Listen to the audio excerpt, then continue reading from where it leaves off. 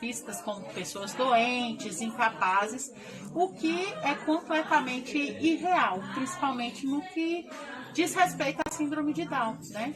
Tudo depende do estímulo e do ambiente favorável.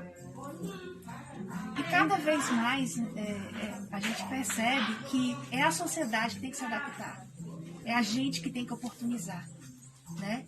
Eles tiveram essa oportunidade de fazer esse filme, eles tiveram o acolhimento, né, desse elenco de atores, de toda essa produção para poder fazer esse filme. Então, quem tem que se adaptar é a sociedade e não a pessoa com deficiência. Na narrativa, fica claro que existe uma grande amizade entre os protagonistas. Essa amizade é devida a uma maior sensibilidade das pessoas com síndrome de Down ou não. Não porque, no meu ponto de vista, essas adversidades que existem, que existem no filme, os colegas, e essas adversidades que existem também no nosso contexto de mundo, elas são naturais. E os protagonistas, eles mostram ali que eles têm um olhar diferente. O olhar deles são voltados diferentes para essas pessoas, que é o que hoje nós temos que ter, um olhar diferente para essas pessoas, incluir elas afetivamente no nosso mundo, entender que é importante a inclusão. A gente tem que tomar um pouco de cuidado com os rótulos, né? Na minha opinião, você rotular que toda criança com síndrome de Down é extremamente sensível, é extremamente carinhosa, muitas vezes leva a uma não aceitação dessa diversidade que você está falando, né? Então, como todos nós, a gente tem alterações de humor. Tem dia que a gente está mais sensível, tem dia que a gente está mais chorão, tem dia que a gente está mais alegre, tem dia que está mais mal-humorado. E as pessoas com síndrome de Down também. Então, a gente tem que respeitar essa diversidade e entender que, às vezes, quando usamos esse termo, que são extremamente amáveis, extremamente sensíveis e bem-humorados, às vezes a gente acaba gerando uma padronização que não existe dentro de nenhum grupo envolvendo humanos, né? Envolvendo animais de uma forma geral, né? Existe uma diversidade e essa diversidade tem que ser respeitada, inclusive no que tange ao humor. Nem todo mundo é bem-humorado o tempo todo, nem todo mundo está alegre o tempo todo. Então, eu acho que essa questão desses rótulos devem ser evitados. A questão da sexualidade, né? É boa, essa colocação sua é boa. Chamou bastante atenção no filme, a vontade, o desejo de amar, de se casar, de ter alguém, né? Então, como você mesmo disse, os sonhos são iguais aos nossos, né?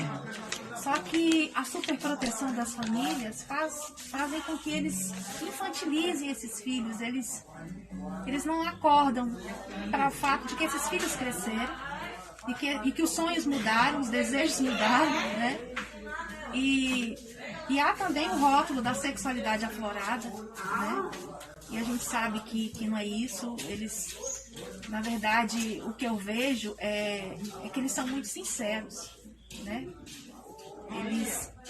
Esses anos que eu tenho de convívio com a pessoa com síndrome de Down, eu vejo a sinceridade, a falta de preocupação com o que a sociedade pensa. Então eles, de repente, talvez não sejam tão contidos como as pessoas que não têm deficiência. Então isso faz com que as pessoas enxerguem isso como uma sexualidade aflorada. Mas na minha concepção, eu vejo que eles têm desejos e vontades como qualquer pessoa.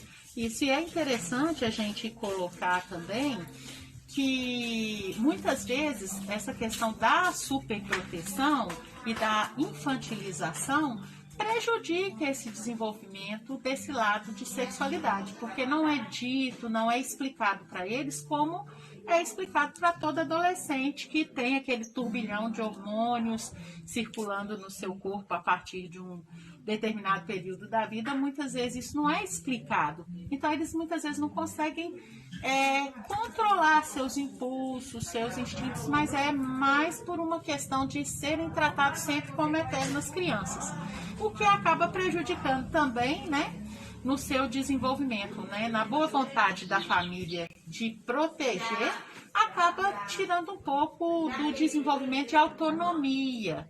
E aí vem essa questão da hipersexualidade, né, que não existe. E até mesmo assim, né, a família, ela não, né, aceitar, né, que aquela pessoa possa se envolver com outra, né, até por questão também, não só financeira, mas por emotivo, né, então acaba que ela se prende, né, não, fica segura, né, não, ali não pode porque tem uma deficiência, né? Então eu acho que isso não é para ele, não né? é para ele, né? Como se ele não tivesse desejo, não Isso, tivesse as então, mesmas vontades, né? Verdade. E aí não se trata questão de métodos contraceptivos, é como se isso não fosse importante para aquela pessoa, porque essa atividade não é para ela, né? Aí não se ensina sobre o corpo, sobre métodos contraceptivos, como autocuidado e tudo mais. Porque na cabeça das famílias muitas vezes serão eternas crianças e acaba por prejudicar. Tudo bem. Bom, vou ler um pouquinho aqui a minha questão, colocar meu comentário e depois abrir para os meus colegas, né? Então, durante o filme, as crianças são às vezes referidas como mongoloides ou retardados, demonstrando um desconhecimento em relação à síndrome. Tem sido proposto que usar o termo deficiência exalta mais as características que o indivíduo não tem do que suas potencialidades, sendo sugerido usar o termo diversidade em substituição à deficiência. Qual a sua opinião em relação a isso? Bom, a minha opinião é que essas mudanças na terminologia, elas ocorrem a partir do momento que pessoas que entendem do assunto começam a perceber que um termo ou outro é pejorativo. E a gente tem que tomar um cuidado com isso, né? Principalmente quem trabalha com educação inclusiva, às vezes sem querer a gente usa termos que não são mais usados, né? Como portadores, a própria síndrome de Down hoje está sendo substituída por pessoas com T21, para não ressaltar as características da síndrome, mas sim as potencialidades. Realmente, no passado, a gente usou termos muito pejorativos, como mongoloide, retardado, ressaltando as características físicas e a dificuldade de aprendizado ou a lentidão do aprendizado no conceito das pessoas que estão fora do contexto, né? Porque cada um tem seu tempo de aprendizado também. E essa última discussão de substituir, né, o termo deficiência por diversidade tem também um porquê, né? Porque quando a gente usa deficiência, a gente pensa em algo que está faltando. E quando a gente usa diversidade, a gente está socializando mais, está colocando as pessoas dentro do contexto da humanidade como um todo, porque todas as pessoas são diferentes umas das outras. Todas as pessoas têm seu tempo de aprender, todas as pessoas têm seu tempo de se desenvolver, de se tornarem autônomas. Então, eu acho que é interessante, sim, a gente estar sempre tomando esse cuidado de se atualizar nessa terminologia, mas não é pecado algum cometer um erro, usar deficiência ou usar diversidade, enquanto a gente está trocando para uma terminologia mais adequada, né? Eu sempre digo que conhecimento, ele vem das experiências, né? Então, vocês que já trabalham há mais tempo com as crianças com síndrome de Down sabem melhor que ninguém que mais do que a terminologia é o carinho com que essas pessoas são cuidadas, né? E às vezes o termo não é o melhor, mas daqui a um tempo a gente vai adequar isso. Na educação especial, a gente procura não olhar para a deficiência, mas olhar para o sujeito. É importante porque se a gente ficar, às vezes, com foco no que ele não faz, né, a gente deixa de enxergar o que ele pode fazer, as suas potencialidades. E acho que isso é o mais importante, né? É a gente entender que, enquanto há um tempo atrás a expectativa de vida dessas crianças era de 2 décadas, hoje eles têm uma expectativa de vida de 6 décadas ou mais.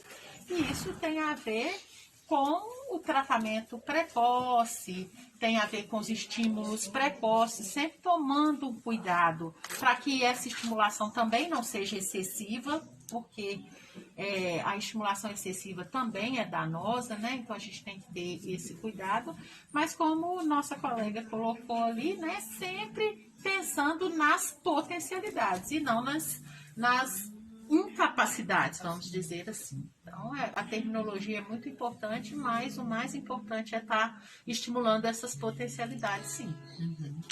Ao término dessa sessão comentada, agradecemos à APAI pelo acolhimento. Este momento foi muito rico em conhecimento, na diversidade de saberes. Que o CAEE e a APAI possa ser sempre o celeiro do acolhimento e da inclusão. Convido você que nos assiste a acessar o Instagram do CAEE. O endereço vai estar no final desse vídeo. Deixe lá o seu comentário, a sua sugestão, pois vai ser de suma importância para o nosso crescimento e o nosso desenvolvimento também. A todos, tenham um bom dia e um grande abraço da família CAEE e família APAI. Tchau, gente. Até breve.